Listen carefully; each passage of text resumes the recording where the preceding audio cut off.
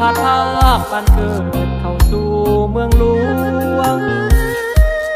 มาเสียงดวงตามหาความฝันนานนาจากบ้านจากพ่อแม่มาคิดฮอดแท่นาบ้านเฮาเป็นจังได้น้อพ่อแม่ผู้อยู่ทางบ้านลูกมาทำงานไกลบ้านย้อนความยากจนคิดฮอดแต่เจ้าสองเท่าลูกนั้นเป็นห่วงคิดฮอดน้ำตาไหลลวงเป็นห่วงหลายเด็กพ่อแม่ของเฮาลูกมาหับจ้างฝากมือคิดนำสองเท่าอยากเมื่อกอดเจ้าพอได้ให้ลูกมีแห่งสู้งานบางมือห้องให้น้ำตาไหลอยู่ในห้องงานชีวิตของคนไกลบ้านคือทรมานลูกเด็กสงกรานต์ปีนี้ลูกบ่ได้เมื่อหาเจ้าโอดเอาก่อนเด้อสองเท่าลูกเมื่อบ่ได้อีหลีเอาไว้ปีหน้าถอนเงินได้สิเฝ้าเมื่อยามคิดฮอดอีหลีเฮือนซานจากมานานคิดฮอดพ่อแม่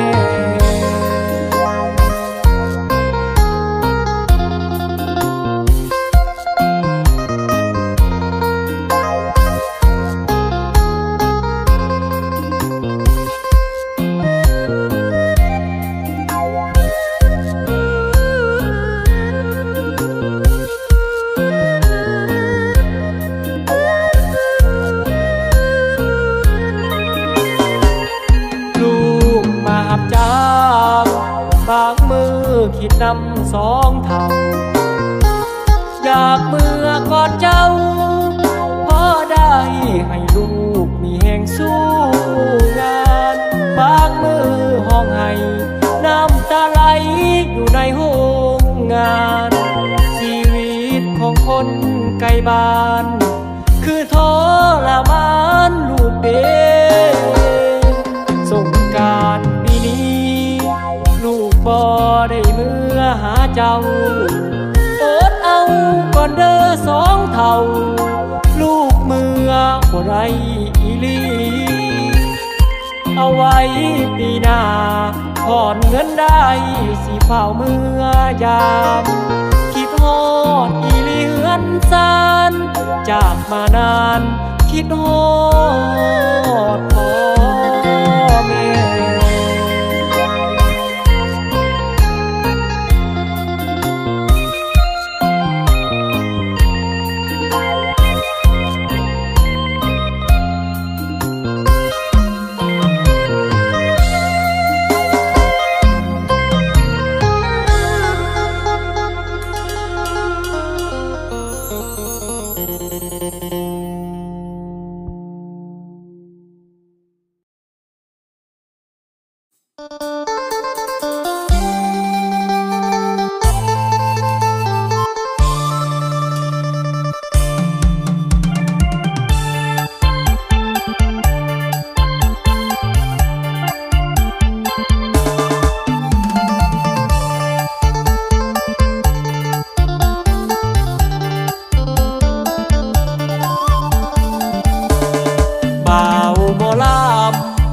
เจ็บซ้ำปานน้ำแทงเสียบจังแม่นไอ้นี่เสียเปรียบถึงน้องเหยียบลงมากลางใจบ่นึกบ่ฝันว่าน้องนั้นจะทำลงได้มากินต้มไก่อิ่มแล้วผัดไปบ่ลาบ่สมใจปองว่าไอ้นั้นจะน้ำตาหงผูกข่าวปีดวงไอ้งงปัดไกลถือขา น้องจะมาตัวอายน้อลาต้องเสียน้ำตาซ้ำใจย้อนหักเมียเขามาตัวมีผัวยังมาลวงหลอกมีผัวก็บอกอย่าหลอกมันเจ็บคนดีเสียความหูสึกบ่เนึกสิเป็นจังสีน้องมีสามีให้คืนเมื่อสาเอวกลมหลงหักเมียเขาอ้ายนี่จึงเศร้าลาน้ำตาน้องนาถึกว่าหักเมียเพิ่นเจ็บปวดเด้อายหักพายย้อนถึกเมียเพิ่นขอลาบังเอิญบ่เซินอีกแล้วเมียเขา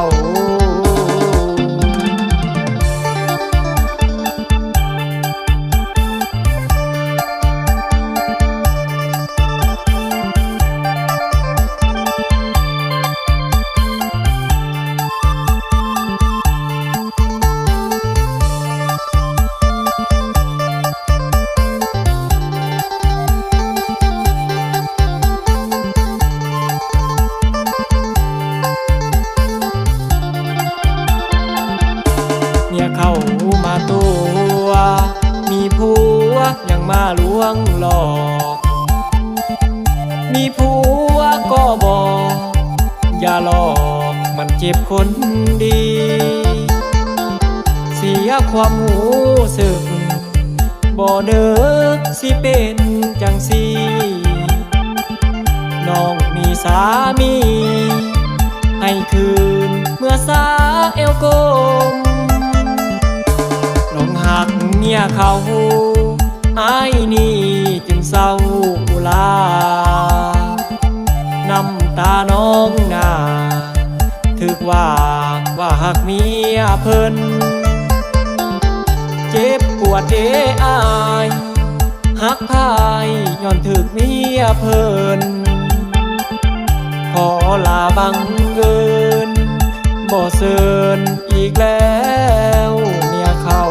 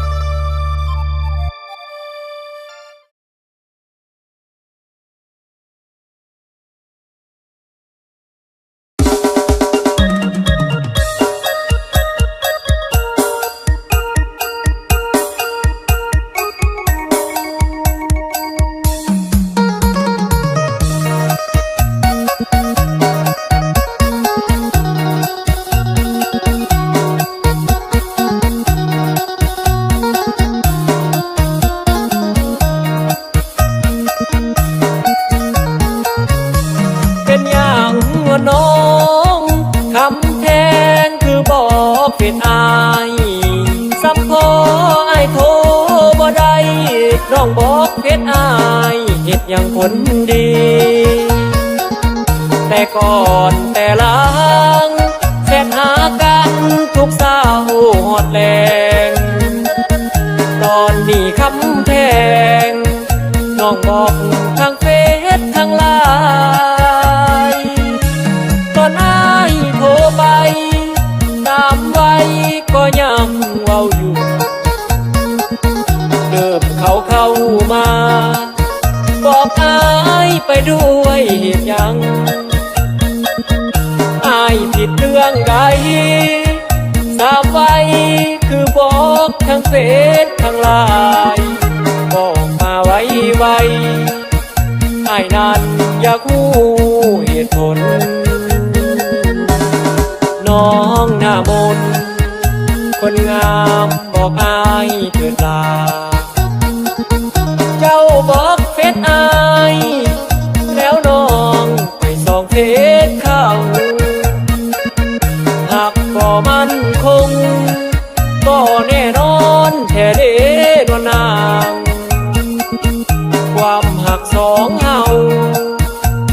จบ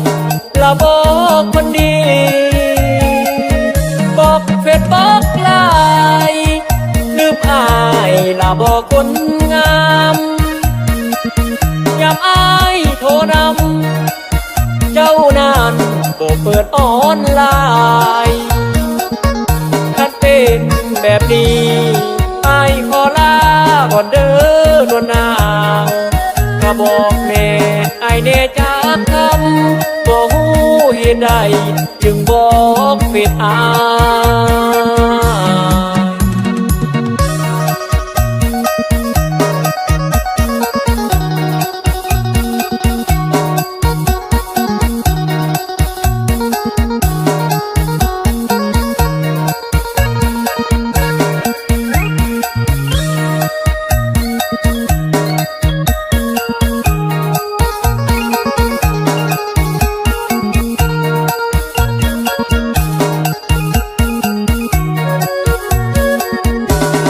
น้องหน้ามน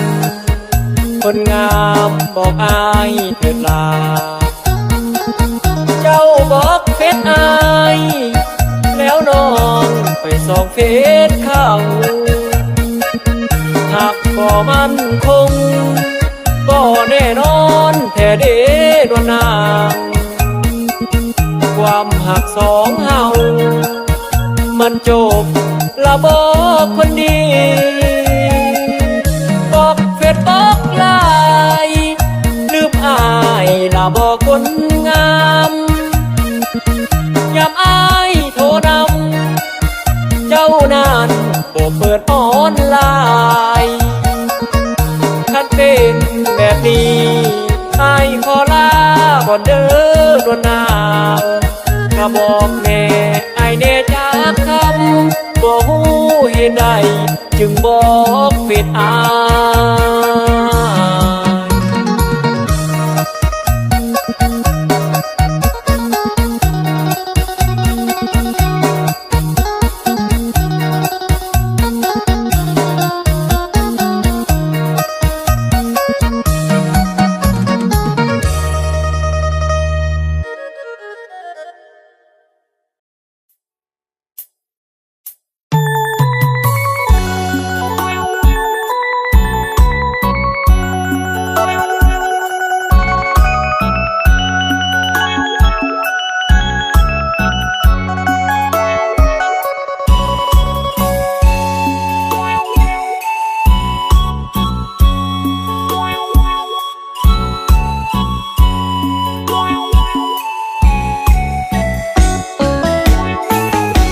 เป็นอย่างน้อ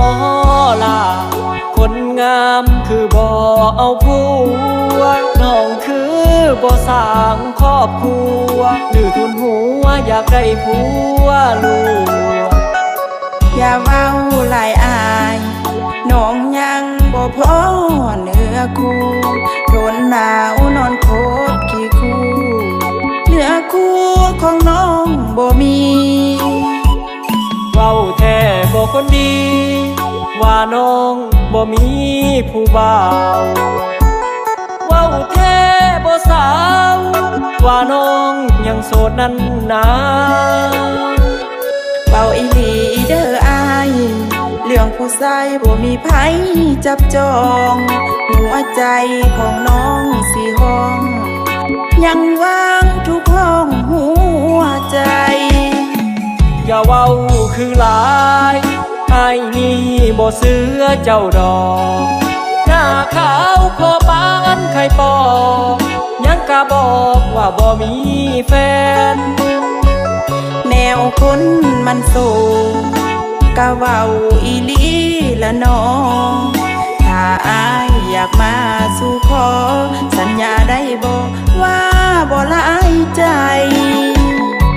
บ่โดนดอกลางอายสิมาขอเด้อนางฮักเขาอย่าให้จืดจางให้น้องนางเสียใจอายโลอย่าตัวเด้ออายน้องยังบ่อยากเป็นไม้คาดองขอให้หากเขาสมปองได้เป็นคู่ของผัวเดียวเมียเดียว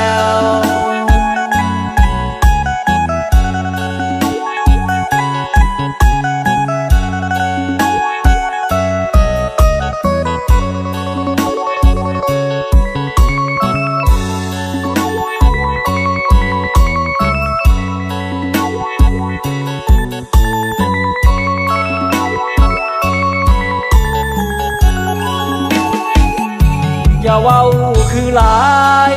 อายนี่บ่เสือเจ้าดอกหน้าขาวคอปานไข่ปอกยังกะบอกว่าบ่มีแฟนแนวคนมันโสดกะเว้าอีหลีละน้องถ้าอายอยากมาสู่ขอสัญญาได้บ่ว่าบ่หลายใจบ่โดนดอกลาอายสิมาขอเด้อนางฮักเขาอย่าให้จืดจางให้น้องนางเสียใจอายโลอย่าตัวเด้ออายน้องยังบ่อยากเป็นไม้คาดองขอให้หากเขาสมปองได้เป็นคู่ครองผัวเดียวเมียเดียว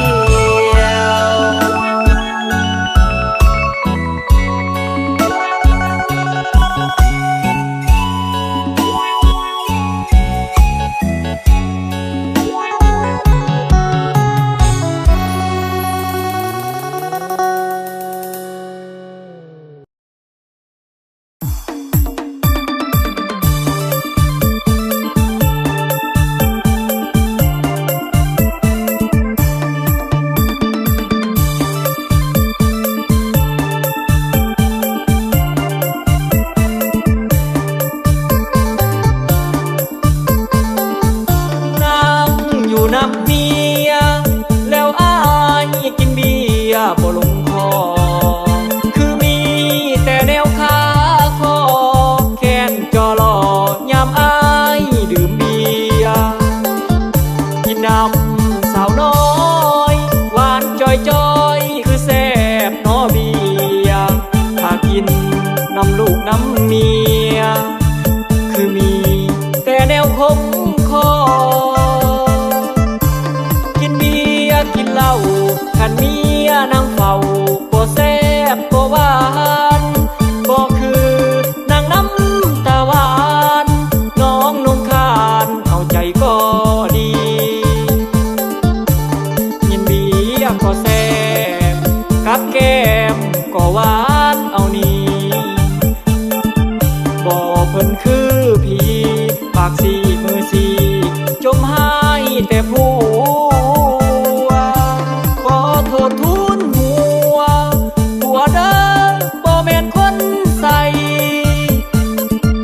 อยากได้อีหยังสิสั่งให้ได้ดังใจบ่แม่นขี้คอยสิมาหักใส่แต่เมียอารมณ์มันเสียเลยกินเบียร์นั่งน้ำสาวน้อยนั่งอยู่น้ำเมียกินเบียร์บ่แซ่บบ่คัก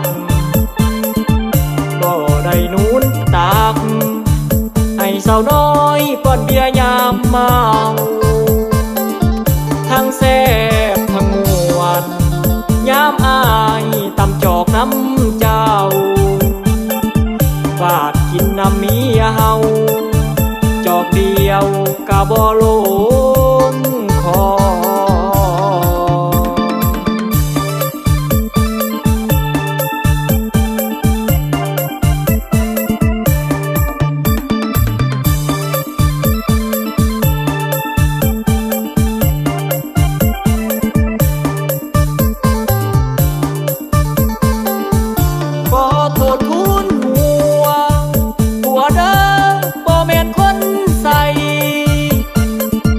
อยากได้อีหยังสิสั่งให้ได้ดังใจบ่แม่นขี้คอยสิมาหักใส่แต่เมียอารมณ์มันเสียเลยกินเบียร์นั่งน้ำสาวน้อยนั่งอยู่น้ำเมียกินเบียร์บ่แซ่บบ่คักบ่ได้นูนตากให้สาวน้อยป้อนเบียร์ยามเมาทั้งแซ่บทั้งม่วนยามอายตำจอกน้ำเจ้า